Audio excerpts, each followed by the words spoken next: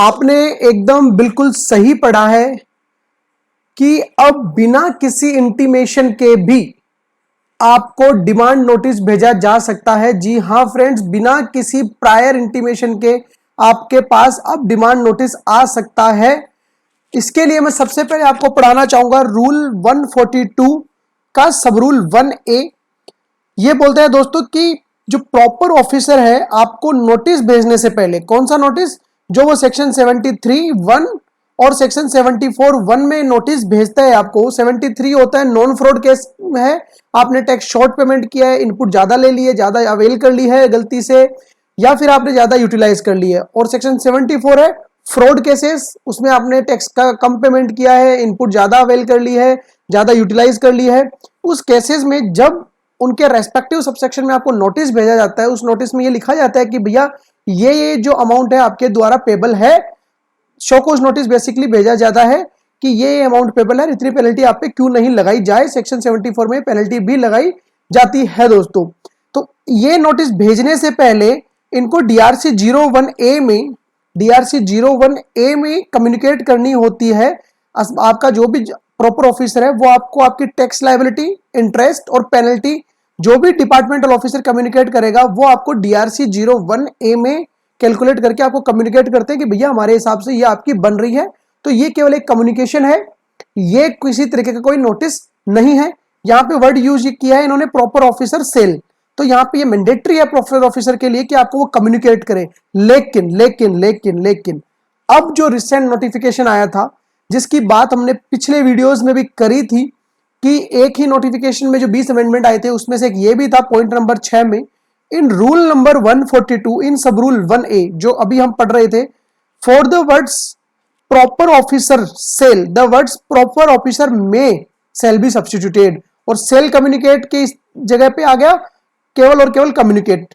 तो हम इसको वापस रीड करते हैं, प्रॉपर ऑफिसर सेल की जगह प्रॉपर ऑफिसर में, प्रॉपर ऑफिसर में before service of notice to person chargeable with tax और interest under subsection 1 of section 73 और subsection 1 of section 74 as the case may be communicate the detail of any tax. तो अब ये proper officer के discrimination पे है, वो चाहे तो आपको कम्युनिकेट कर सकता है DRC 01A में, और वो चाहे तो सीधा आपको नोटिस भेज सकता है।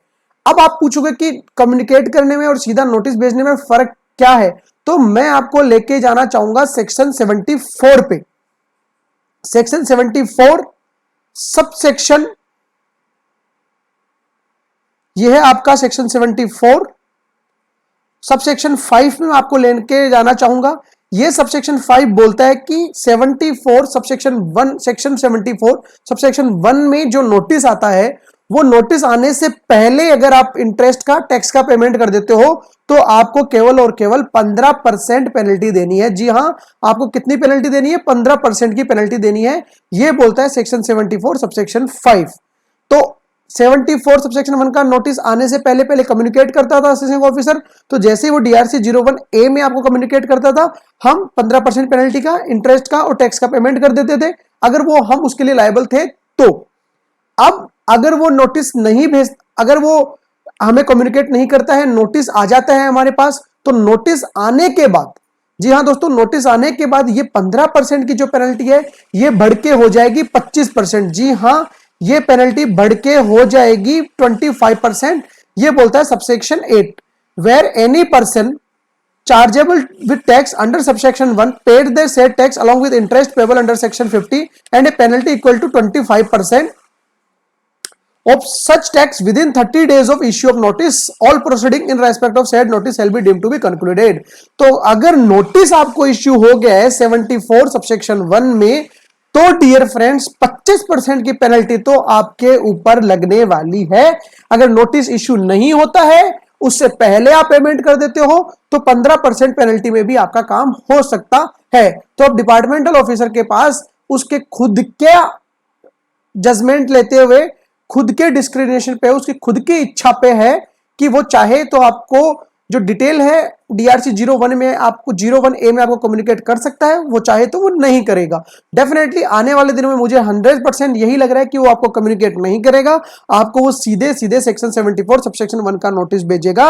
इसका मतलब यह है कि 25% पेनल्टी तो आपको देनी पड़ेगी। अगर कम्युनिकेशन आ जाता है पहले, तो 25% की जगह 15% पेनल्टी में भी आपका काम हो सकता है।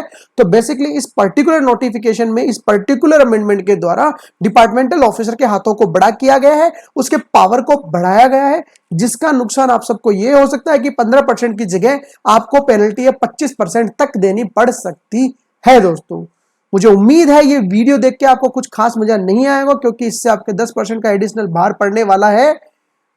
आपको इस वीडियो को शेयर करना चाहिए गवर्नमेंट के साथ ज्यादा से ज्यादा, ताकि गवर्नमेंट को सोचना चाहिए कि इस कोरोना वाले समय में आप आपके प्रॉपर ऑफिसर्स, आपके डिपार्टमेंटल ऑफिसर्स के पावर बढ़ा रहे हो और असेसिंग ऑफिसर के ऊपर लाइबिलिटीज, असेसी जो भी बिजनेसमैन है, छोटे मोटे व्यापारी है, उनके ऊपर आप लाइबिलिटीज बढ़ाते जा रहे हो। तो प्लीज इस वीडियो को ज्यादा से ज्यादा शेयर करो, ताकि ये वाला जो नोटिफिकेशन का पर्टिकुलर पार्ट है गवर्नमेंट को वापस लेना पड़े। तो दोस्तों, मिलते हैं किसी नए वीडियो में, किसी नई अपडेट, किसी नई जानकारी के साथ। तब तक के लिए थैंक यू सो मच। जय हिंद, जय भारत।